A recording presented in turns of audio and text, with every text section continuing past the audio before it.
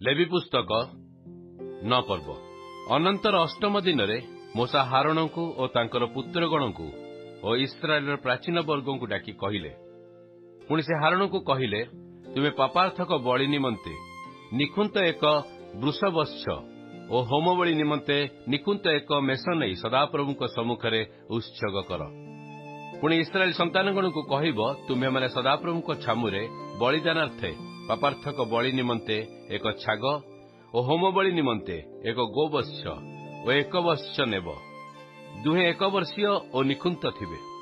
ପୁଣି ମଙ୍ଗଳାର୍ଥକ ବଳି ନିମନ୍ତେ ଏକ ଗୋରୁ ଓ ଏକ ମେଷ, ପୁଣି ତୈଳ ମିଶ୍ରିତ ଭକ୍ଷ୍ୟ ନୈବେଦ୍ୟ ନେବ। ଯେହେତୁ ଆଜି ସଦାପ୍ରଭୁ ତୁମ୍ଭମାନଙ୍କୁ ଦର୍ଶନ ଦେଉଅଛନ୍ତି।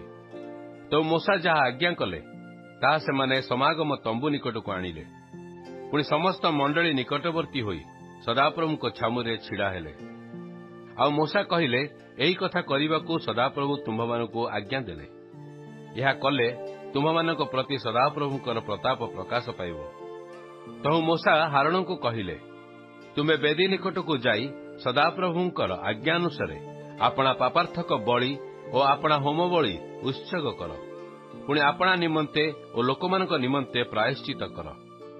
ତହିଁ ଉତ୍ତରୁ ଲୋକମାନଙ୍କର ଉପହାର ଉତ୍ସର୍ଗ କରି ସେମାନଙ୍କ ନିମନ୍ତେ ପ୍ରାୟଶ୍ଚିତ କର।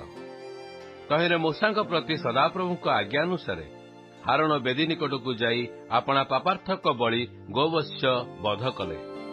ତେଣୁ ହାରୋନଙ୍କର ପୁତ୍ରଗଣ ତାଙ୍କ ନିକଟକୁ ରକ୍ତ ଆଣିଲେ।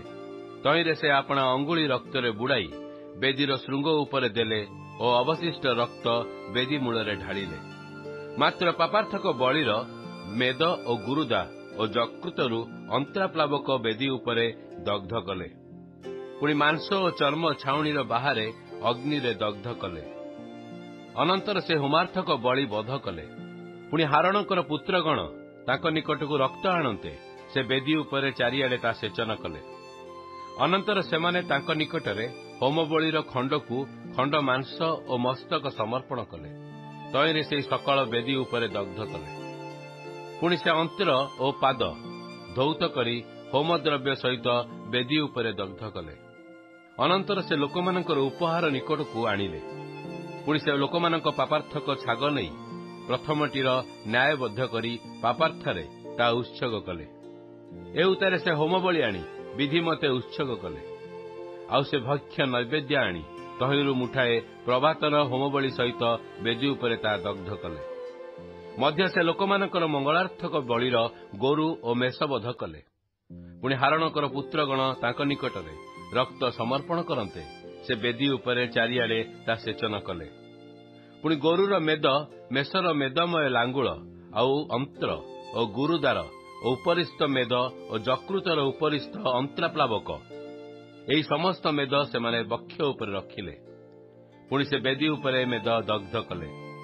ପୁଣି ମୋଶାଙ୍କ ଆଜ୍ଞାନୁସାରେ ହାରୋନ ସଦାପ୍ରଭୁଙ୍କ ସମ୍ମୁଖରେ ବକ୍ଷ ଓ ଡାହାଣ ଚଟୁଆ ଦୋଳନୀୟ ନୈବେଦ୍ୟ ରୂପେ ଦୋଳାଇଲେ। ତେଣୁ ହାରୋନ ଲୋକମାନଙ୍କ ପ୍ରତି ଆପଣା ହସ୍ତ ବିସ୍ତାର କରି ସେମାନଙ୍କୁ ଆଶୀର୍ବାଦ କଲେ। ଏ ରୂପେ ପାପାର୍ଥକ ବଳି ଓ ହୋମବଳି ଓ ମଙ୍ଗଳାର୍ଥକ ବଳି ଉତ୍ସର୍ଗ କରି ଓହ୍ଲାଇ ଆସିଲେ। ଅନନ୍ତର ମୋଶା ଓ ହାରୋନ ସମାଗମ ତମ୍ବୁରେ ପ୍ରବେଶ କଲେ। ପୁଣି ବାହାରେ ଆସି ଲୋକମାନଙ୍କୁ ଆଶୀର୍ବାଦ କଲେ। ସେତେବେଳେ ସମସ୍ତ ଲୋକଙ୍କ ପ୍ରତି ସଦାପ୍ରଭୁଙ୍କ ପ୍ରତାପ ପ୍ରକାଶ ପାଇଲା। ପୁଣି ସଦାପ୍ରଭୁଙ୍କ ସମ୍ମୁଖରୁ ଅଗ୍ନି ନିର୍ଗତ ହୋଇ ବେଦୀ ଉପରିସ୍ଥ ହୋମବଳି ଓ ମେଦ ଭସ୍ମ କଲା। ପୁଣି ସମସ୍ତ ଲୋକେ ତାହା ଦେଖି ଉଚ୍ଚ ଧ୍ୱନି କରି ମୁହଁ ମାଡ଼ି ହୋଇ ପଡ଼ିଲେ।